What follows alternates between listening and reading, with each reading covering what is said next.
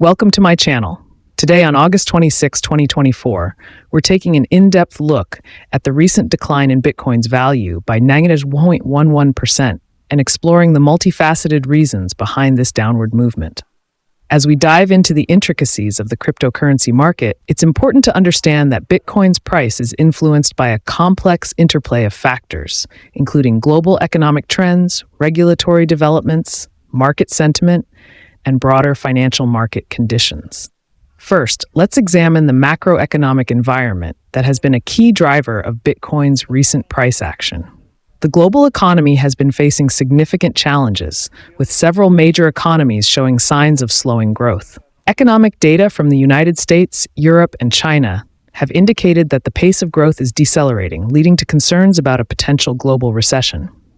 These concerns have had a ripple effect across financial markets, including the cryptocurrency market, where investors are becoming increasingly risk-averse. In times of economic uncertainty, investors tend to flock to safer assets, such as government bonds and gold, reducing their exposure to more volatile assets like Bitcoin.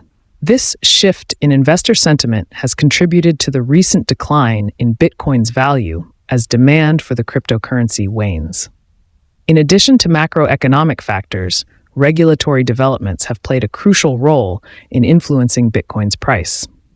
Over the past few months, we have seen an increasing number of governments around the world tightening their regulatory grip on the cryptocurrency industry. For instance, the United States has been actively pursuing stronger regulations, with the Securities and Exchange Commission, SEC, intensifying its scrutiny of cryptocurrency exchanges and projects.